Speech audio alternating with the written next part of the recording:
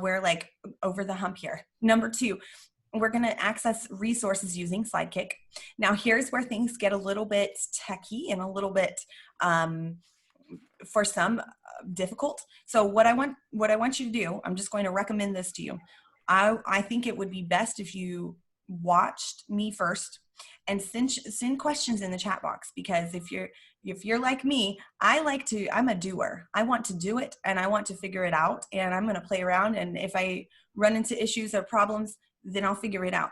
But the only thing is since we're limited on time here, you might miss a key step or something I say that's important to remember if you get stuck trying to do it with me. So watch me first, and then we're going to have some time for Q&A at the end where you can go ahead and try to pull everything up on your own, okay?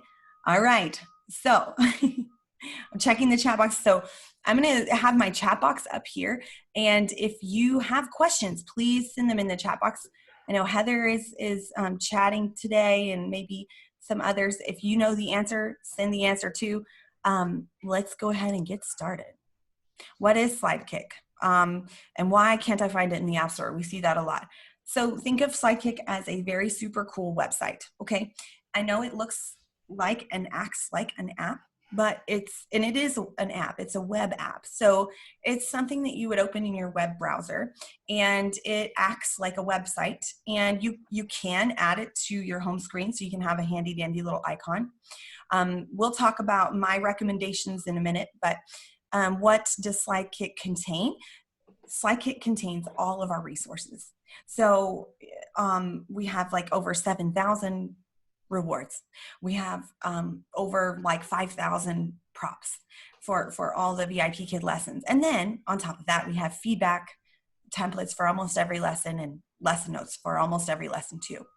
And it's compatible across devices. So the cool thing is that it's not just something you will find in the App Store and not on your Android. It's accessible anywhere you can open a browser. So as long as your device has a browser, you're good to go.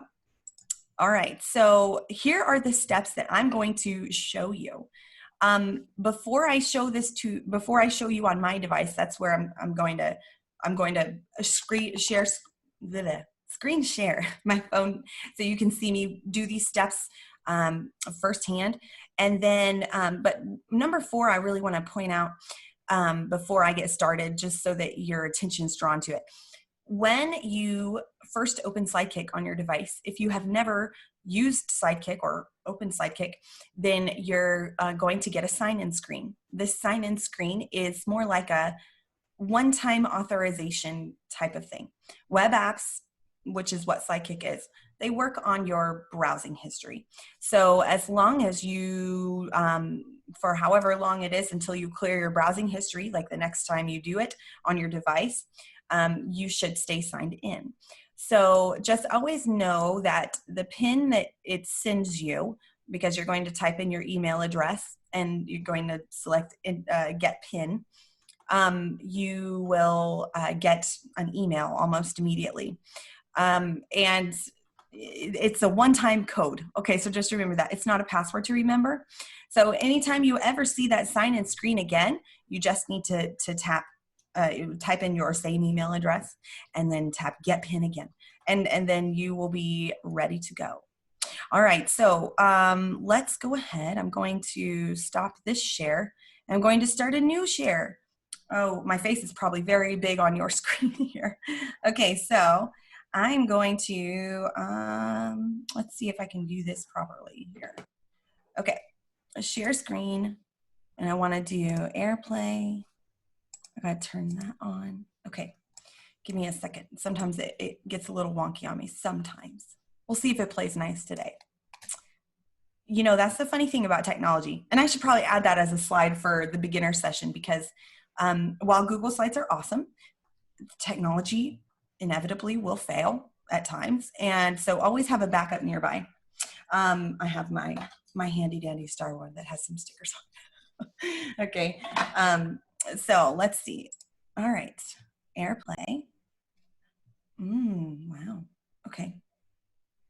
Okay, ready? It's going in 3, 2. What? Do y'all see anything?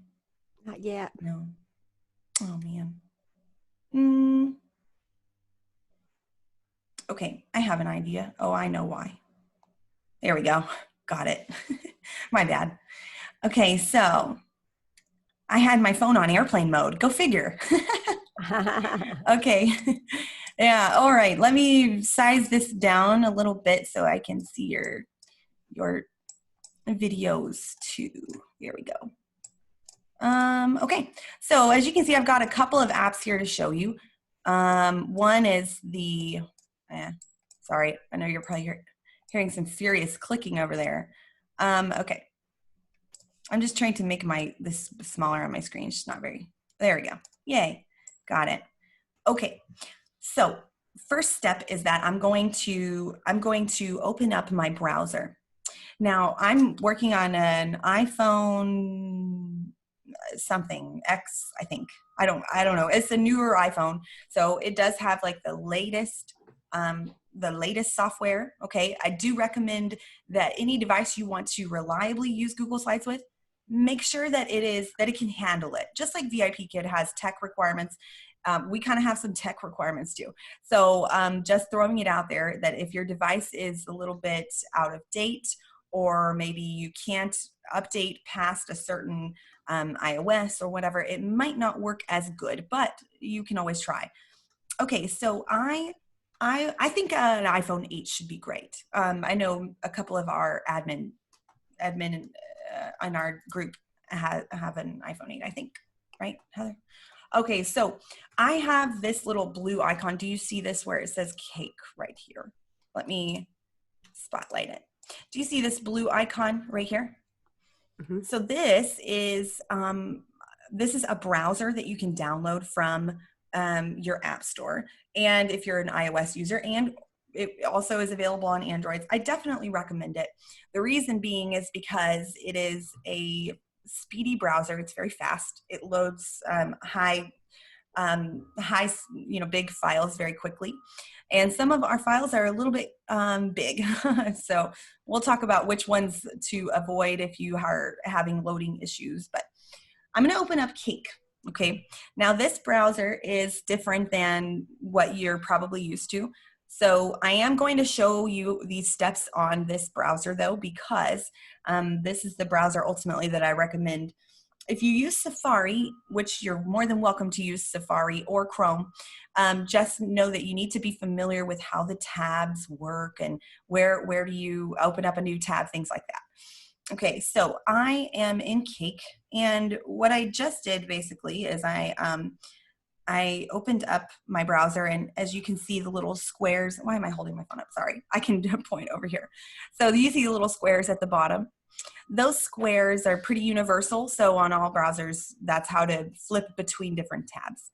Okay, man, those construction guys are getting a little louder. Sorry, guys.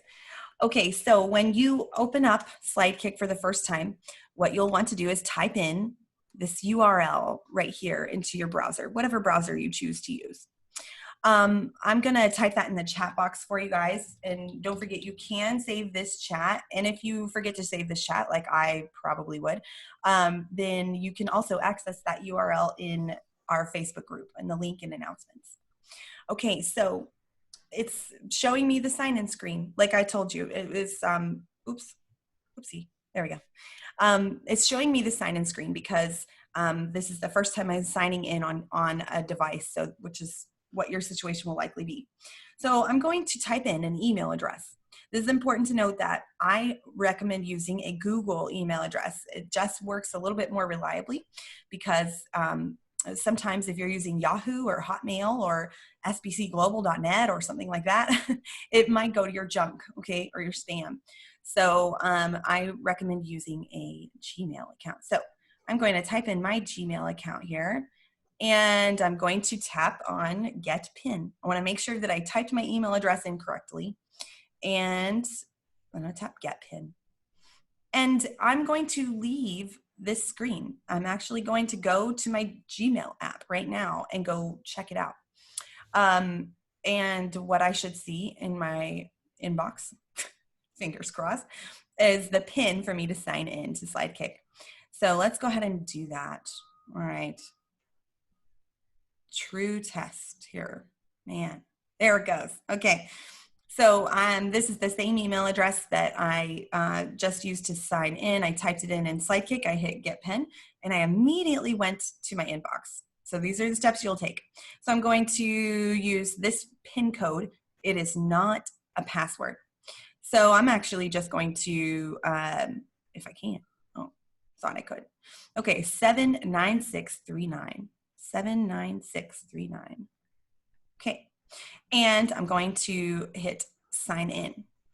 This button right here, I need another pin. I just always, honestly, I always tell members, you may not want to click it because it sometimes will send you multiple pins and then you're not sure which one should I use, which one is the right one. So I always I sign in, and what I typically do is while it's loading, I'll go back to my inbox and I'll delete that pin so that I don't have multiples. Okay. You don't have to do that, but it's just a recommendation.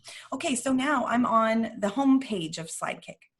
And at the bottom, you can see there are 3 menus. Now this white toolbar down here, this is Cake's toolbar. So I'm not going to pay much attention to that. And you can see as if I scroll down, it actually will disappear. So same thing for Safari too. Okay, so I want to check out, let's see, what do we want to look at first?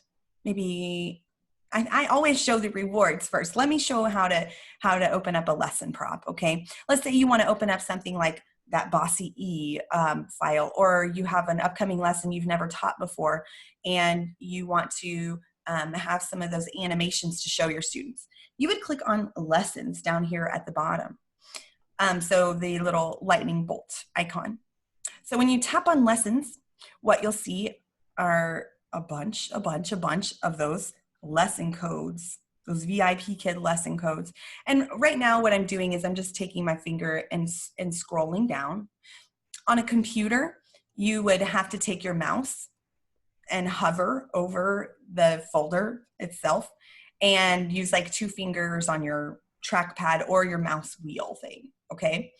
And so you just have to be in the active window to get it to scroll. Okay, so let's say I want to open up, somebody give me a lesson or a topic on a lesson. You can search by lesson name or by code. So somebody spout off a lesson name real quick. Outdoor hobbies. Oh, colors. Okay, I heard colors. I like the colors unit. It's one of my favorites. Okay, so I just typed colors at the top, and I can see all of those level 2 units. And oh, this is a great example. Do you see how they're like duplicates? This is I see colors, and then there's two level 2 units. If you ever are searching around on these where it says static lesson, know that those are the resources for old level 2. We really should take those off probably. It's a little confusing. So if you're a new VIPKid teacher, level 2 was recently, well, about a year ago, updated to include interactive functions. So a lot of this in its frames and things were changed. So if you ever see static lesson, just run away, okay? It's bad, y'all. Okay, so I'm going to open lesson 3. So I just tapped on whatever lesson number matches what's in my portal. And now I can start planning for my class. So I might go ahead and tap this little heart button and say add to my lessons. And this way I can go back and I can actually find it under my lessons a little bit more quickly. Okay. Note, just an important note. Sometimes this function is not super reliable. We've experienced some issues lately with it, and we've reported it to the platform that we built this on, but just know, like, don't technology fails, okay? I'm going to keep saying that. So I can scroll down and see the lesson name. If I need to copy this lesson code, I could hold down on there and copy it. I'm going to go ahead and actually scroll down and open up a prop file, okay? So I'm going to tap on props right here. This is right there, so props. So now what it's going to show me is a sub list of all of the teacher contributors that have made files for this lesson. So I'm going to open up, let's see, I'm going to open up Beth right here. So I'm going to tap on her name. Maybe you'll start to figure out which contributors you prefer. Each one has a really unique style. I like that about that. All right, so here's a very important step. Just so you know, there are several ways to open a Google slide, okay? Now, if I have any Google apps installed on my device that my phone is going to look for to try to open it or use it to open, then I'm going to, it'll probably open in one of these two apps. Let me show you. So since I have this yellow Slides app installed on my device, when I tap open link or when I tap open or something like that, it's going to open in this app. Now you might decide that you like this yellow Slides app. I will say that I don't like it, and it only allows you to have one thing open at a time, or you can only use one thing at a time. And so that's, you might foresee some potential issues when you start really loving Google Slides and you want to use a reward and a prop file at the same time. So I definitely recommend just removing that Slides app off of your phone. So that's actually what I'm going to do. And this the Drive app right here too, it could interfere with it. I've really noticed that having the Drive app isn't very troublesome on my device, but you'll just have to see on yours. So I'm just going to hold long press and I'm going to hit delete. And goodbye, Slides app. So I'm going to go back to Sidekick here. And when I tap, now that the Google app is removed from my device, I can tap open link. So if you never downloaded any of those apps, then you're good. Just tap open link. And when I tap open link, what it's going to do is it's going to open in a new screen or a new tab. And you're probably sitting there wondering, wait, how do I get back to Slidekick? I didn't mean to do that. Well, you can get back to Slidekick by tapping the tab bar at the bottom. And so then I can see my Slidekick right here. Okay, so that's how to toggle between tabs there. So that's the pro about having Slidekick open in your browser instead of adding it to your home screen, because you can just tap open link and then open up all of your files for class to kind of prepare and have everything open and ready. Another thing that you could do is select copy link. A lot of people do this. You can select copy link, and then maybe you can go and open up a note or something on your iPad or on another device even, and you can paste it into a Word doc or something like that.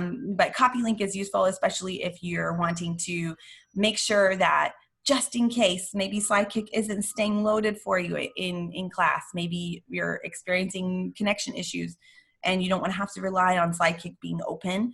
You can tap copy link and then you can have it from, my computer just tried to open that link that I copied, weird. Okay, so I would open up my props and I can toggle using that little tab button right there. I can toggle between the two. And let's say I'm ready to use this in class, right? What I would want to do is definitely not show it like this, okay? This is really tiny. How is my student going to see that? You know, so you want to take your device and tilt it to landscape mode. And this right here, guys, is why I love the Cake browser. Oh, so cute. Is it cute? A cute little kitten. Okay, so whenever I tilt my device sideways, you can see that there's no URL bar at the top. In Safari and Chrome, you will probably see that tacky URL bar. So the Cake browser is awesome because you can use the Cake browser on an iPad, on your Android phone. I don't know about Android tablet. Maybe. I don't know. Heather, can you? On a Fire tablet? I don't know. But I do know that most mobile devices, you can download this Cake web browser. It's just amazing because I can hold it up to my screen. And notice my screen is, my phone screen is pretty big, but I'm still showing my face.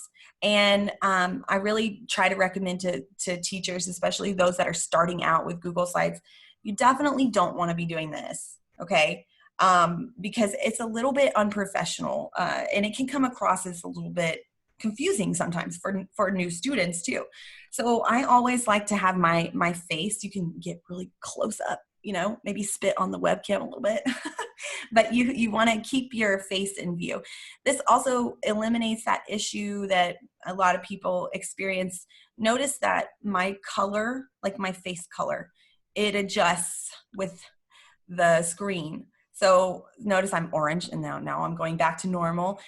It can eliminate that as long as you're keeping your face in view, so you won't have any of those weird lighting issues. So I might just, you know, swipe through, show my student like, oh, what color, you know, and show them, and keep it, you know, professional. You know, I mean, you don't want to just like completely cover your webcam. Now, if it's a regular student and you don't think, you know, it's okay, maybe you can, but I just recommend always keeping your face in view. It gets professional looking.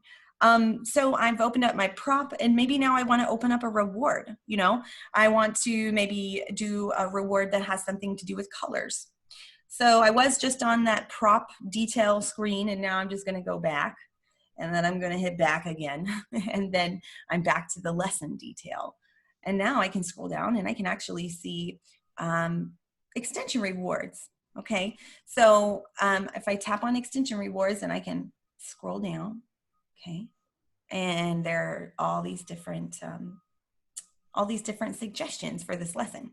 Okay, so and it's the same thing. I've not ever seen this one, coloring.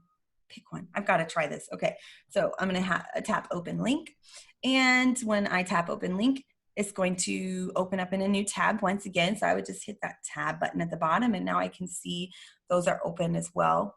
And then I would not do that. Sorry, went too far. Always read the directions for specific files. See, notice that right here, it says directions and notes from the contributor. While all of our rewards are pretty uniform when it comes to the different types, some contributors add little, you know, customizations and things like that. So always read through those little directions there first, because it'll tell you how to play, and it'll also tell you if there's anything different about this file versus other ones that are like it. So it says to ask your student to choose a color, click on the crayon to reveal a GIF or a star. Oh, cute. Okay, and it says graphic intensive. A quick note on that. I did mention earlier we would talk about some files that we have available for rewards. Some of them are big, like really big. And so you might experience a long load time on your device, or you might experience some freezing going on, especially like with my older iPad that I tried to use, you know. So I definitely want to read those directions first, because it'll save me maybe some embarrassing moments during class. Okay, so I'm going to turn my device sideways, and I would ask my student, okay, what color do you want? Dino has some colors for you. What color? And notice that I'm holding I have a pop socket on the back of my phone here.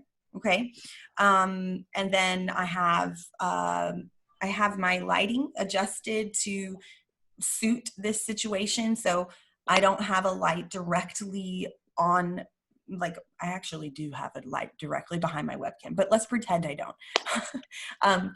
I am tilting my device like sideways here, like diagonal. Okay, so I'm holding it like this, maybe a little bit down, and you can probably still see a bit of a glare, maybe a reflection. But you know, there are anti-glare cases you can get on Amazon if that's something that's bothering you. But I'm holding my device just pretty straight, tilting down a little bit to avoid that glare of the glass on my phone. Hello, may I ask a question? Sure, go for it. I know you said that you should have your face in it, but a lot of workshops I've gone, attended, and I've seen like some playbacks, they show the Google slide up to the camera for them to pick like a number, like 1, 2, 3, 4, 5, 6, 7, 8, and then find a star. That's not okay anymore? Well, I think, once again, this is not affiliated with VIPKid. And that's funny that they're using our stuff in some workshops. But here's my suggestion. If you are going to use a mobile device and it's probably already going to be hard to see, especially a phone. You definitely want to get it as close as possible to the screen. And if you guys were my students, and my video feed is pretty big in the student app. It's pretty big in the student app. So I am holding it just like this, and you can, oops, you can still see my face. Maybe I'm cutting my face off just a little bit, but this to me is more professional. I'm just throwing it out there. This is my opinion. I think this is more professional than maybe a student seeing this. Like, and I'm wiggling it, you know, whatever. It's just kind of a personal preference. But I definitely know, that there have been some complaints, you know, from parents that kind of talk about professionalism. And so if you're going to use your mobile device as a tool, you know, in your classroom, you definitely want to use it professionally. So that's why I definitely recommend you having your face in view, maybe even just for a second, you know, like you show them what are you doing first instead of like just surprising them, like, oh, pick one, you know. So you just kind of have to find out what works for you. Let me check. Okay, hang on. Yes, definitely depends on the screen size. If the kid's on an iPad, it might be an iPad mini, and it might be really tiny. So just if your student's like one of your regulars and they're like, teacher, I can't see that, then yes, then put it up to the webcam and go for it, you know. But you just have to use some intuition, I guess you could say. All right, so I'm going to hit my tab button again down there. I just tap those little squares, and I'm going to go back to Slidekick. All right, and maybe I want to do my feedback now as after class, and I really need some feedback templates. What was in that lesson again? You know, that kind of thing.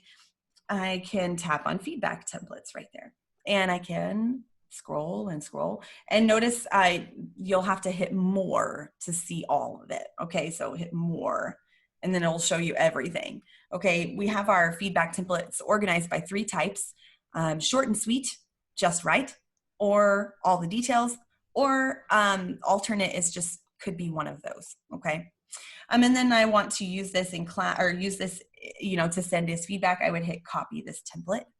This button here, I don't really like. It's a little unreliable at times. Sometimes you have to click it twice.